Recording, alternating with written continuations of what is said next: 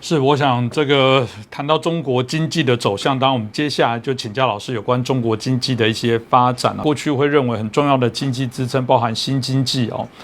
包含房地产，包含金融业是整个中国非常重要的经济的三个驱动的一个行业那我们知道新经济不管是马云、马化腾交出兵权，然后我们现在看到许多的对于新创事业的整数，包含房地产，刚才提到了恒大在香港挂牌第一天马上就已经挂停了，然后到我们提到的这些金融业的部分的一些问题看起来好像中国的经济是有一些令人非常担忧的一个状况，可外资同样非常看好，他们认为中国的股市也好，整个经济的发展还是认为说是可以有所期待目前看起来在中国的部分也是好像有两边的声音都在说话，有时候讲的看着不同的媒体、不同的报道，大家看到最后都有点一头雾水了。那老师，你怎么看待中国的经济发展的这些相关联动的问题？中国我先说它的股市，中国的股市实际上是一个完全不同的股市，那和民主国家的股市它走向是完全不一样的。前面我们讲过，去年美国经济增长大概是3.7%，那么道琼斯指数和纳斯达克指数是分别上涨19%和22%。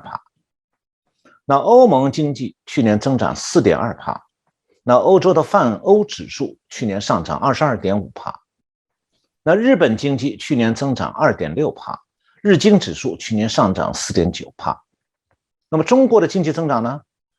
国际货币基金组织就是 IMF 最新发布这个世界经济展望，它把去年中国经济增长预估为8%。那么这样的经济成长似乎仍然领先全球然而中国的股市是完全不配合。去年上海证交所的上证指数涨幅是4.8%，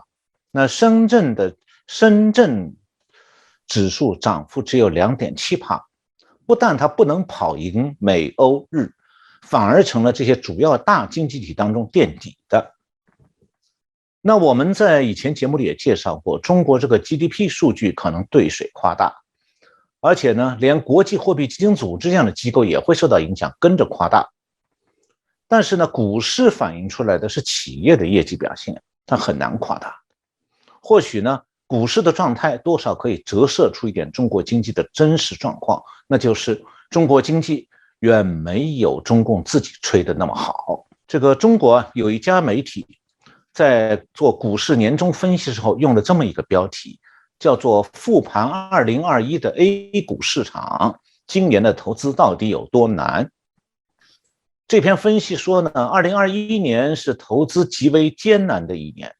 不同行业内的年度走势仿佛阴晴不定的天气，令投资者难以琢磨。这话的意思是说整个中国股市完全看不出来中国经济增长达到8%的这个兆头，那很多行业都是经营恶化，或者干脆的一垮到底。那下面呢，我就介绍中国股市主要行业去年的状况。那首先呢，就是由消费、医药、科技、制造这几个行业的龙头公司组成的。他们呢，应该本来是比较稳健的，但是去年持续走低，风光不再。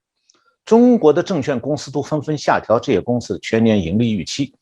其中呢，与养猪有关的企业因为肉价下跌，这个股价喋喋不休，盈利腰斩。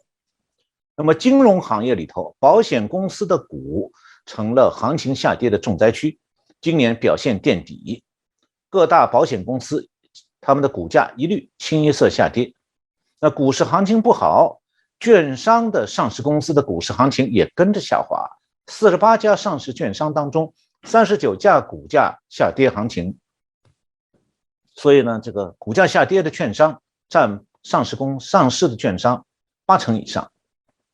那第三就是科技股方面，中国有一个说法叫做苹果产业链，就是指为苹果手机制造零部件的那些主要企业，业绩也都在下滑，股价纷纷下跌，多的下跌3成4成，少的下跌15%。那其中的防疫概念股也是繁华落尽，归于平淡。虽然疫情在中国此起彼伏，但这个行业的医药公司已经遇症乏力了，跌幅很大。那么第4个就是房地产相关的企业的状况是集体杀跌，地产股成了叫地惨，这个惨啊是指惨淡悲惨的惨。那么随着房地产泡沫破灭，房地产公司的股票成了最惨的板块，其中恒大已经快要跌停板了。我讲都在中国。另外，华夏幸福的股价下跌70%，嘉禾集团的股价从2018年的高位从21块6毛3跌到现在2块3毛5。和房地产密切相关的装修家电企业也遭到房地产业垮塌的打击，多家家用电器公司的股价跌幅都超过30%。那么在服务行业方面，这个教育培训行业呢，是因为中共对校外辅导行业的严厉管控，这些行业的上市公司进入了股市寒冬，他们的股票再也没有翻身的希望了。那么航空和旅游业也同样不妙，4大航空公司当中，东航就东方航空和海南航空下半年这个股价分别跌幅在7%和15%，春秋航空下半年以来是跌幅，这个股价下跌8%左右。那很多旅游概念股也因为疫情而状况艰难，纷纷下跌。那么上面讲的这些行业都曾经是中国经济繁荣的受益者，现在呢就成了经济下滑的牺牲品。那中国最活跃的大公司啊，它都曾经在美国上市，这些大公司通过在美国上市，从美国圈走了一大笔钱。但是呢，现在的这一批企业的股票，这个也处境非常悲惨，就是在美国上市的中国大公司，这些公司有一个称呼叫做中国概念股。它的含义呢，我在以前节目里介绍过，就是说中共当局一直借口国家安全，不允许美国购买中国股票的投资者看到中国在美国上市那些公司的财务资料。那么这样的话，这些在美国上市的公司股票就被称作中国概念股，因为这个美国投资者他只能相信中国经济前景灿烂这个华尔街营造的概念，那相信自己买的中国股票不至于亏本。但是最近这个中国在美国这些上市公司突然遭到压力。去年12月2号，美国证券交易委员会就 SEC 颁布了新的规则，要求在美国上市的中国公司呢，必须披露它持有所有权结构和这个审计细节。这个新规定出来以后，中共在政治上还是不会让步，仍然不允许这些公司披露财务资讯，因为很可能其中不少公司的财务资讯会暴露出欺诈问题。因此2年以后，这200多家在美国上市的中国企业可能会被美国证交所停止交易。那么这样的话，美国投资者已经在开始陆续抛售这些中国概念股，以免到时候砸在手里头。那本来中国的大公司到美国上市圈钱啊，是他们获得经营资本的重要手段，也是在香港股市和国内股市展现公司价值的镀金方式。但是现在美国证券交易委员会调整法规的态度明朗化以后，中国公司到美国上市就梦断中途了。去年上半年，中国公司到美国上市曾经创出历史新高，但是去年7月，美国证券交易委员会踩下急刹车。当时是有50家中国公司正在推进上市筹备工作，但是呢，美国证券交易会不批准了。结果，中国企业赴美上市就 IPO， 它这个案子到了去年7月就只剩下1件成功的案子，而8月份这个被批准的就数字是0，以后就没有了。那么在美国上市这些中概股啊，还受到中共经济政策的打击，跌势惨重，多家巨头的市值蒸发数千亿美元。其中阿里巴巴这家是中国最大的电子商务公司，它在美国的上市股票从10月下旬以后市值减少了4000多亿美金。腾讯呢是中国最大的游戏和社交媒体公司，它在香港上市的股票从去年2月以后市值蒸发了2.7万亿港元。中国最大的轿车公司就是滴滴出行，6月份在纽约股市是首次发行，几天以后就成为中共当局用网络安全做理由在进行调查。那么当局下令呢，它的这个应用程序要下架，而且禁止注册新用户。这家公司在美国上市募集到44亿美金，但在美国上市的以后，它的股票价值市值下跌了40%。另外就是新东方科技教育集团去年7月在美国上市以后，股票市值也减少了74亿美金，今后还会继续大跌的。那中国的概念股啊，这些公司集中在互联网、教育、科技、娱乐、新能源这些新经济领域，一度是被投资者看好的，股价也水涨船高。但是中国概念股去年累计跌掉了7600亿美金的市值，差不多是蒸发1/3。那200多家中国概念股公司当中，80%的公司股价下跌，其中大跌80%以上的有40家，跌幅在40%以上的超过150家。那经历过几次大跌以后，很多公司的市值已经严重缩水，新东方市值已经缩水少了89%，阿里巴巴是下跌了51%。那美国呢有一家著名的资产管理公司叫 TCW 集团，它管理的资产是达到2600多亿美金的。它有一个新兴市场董事总经理叫做 David Levinger。那么他曾经是美国财政部的中国事务资深协调官。他去年12月15号接受NBC， 就是美国全国广播公司的消费者和新闻与商业频道的采访。他采访中说的，他说目前在华尔街上市的中国公司，未来3年将全部从美国资本市场退出。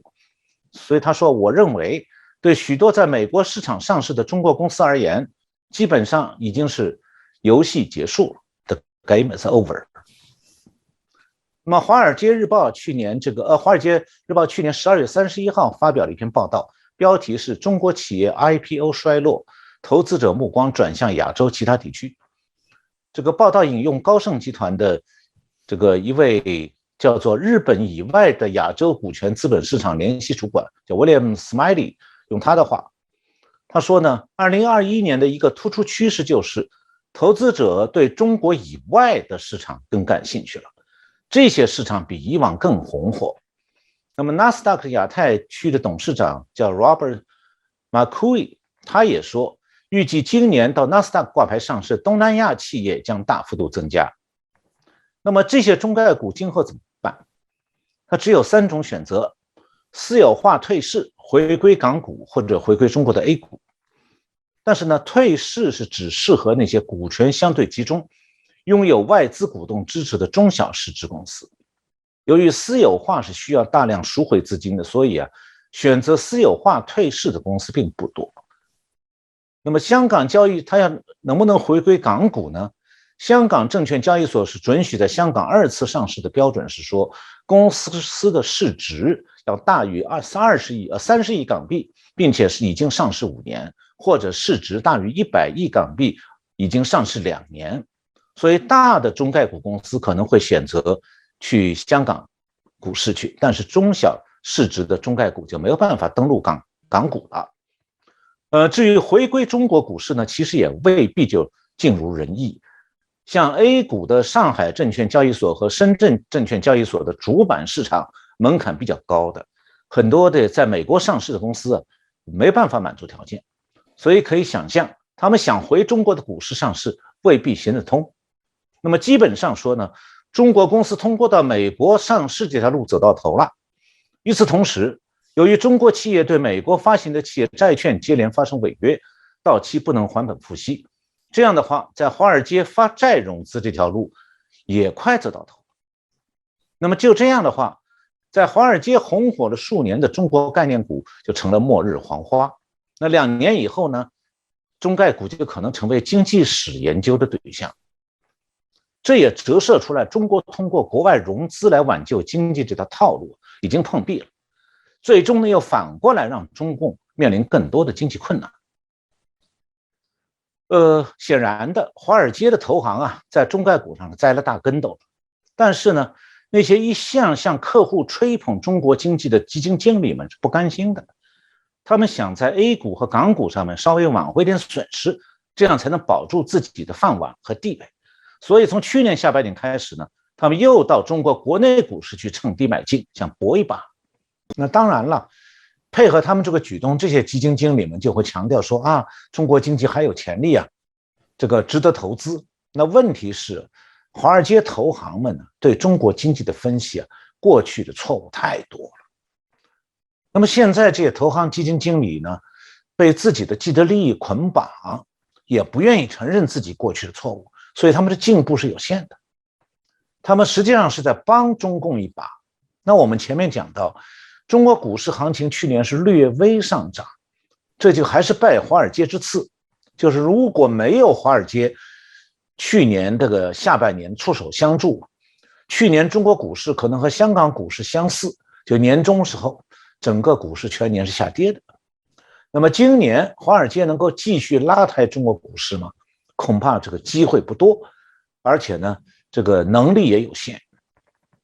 因为华尔街能够投入的资金毕竟不会太多的。那更大的问题是说，今年多数的中国公司他们的这个业绩可能比去年更难看，所以华尔街投行们在中国国内的 A 股上还会吃亏的。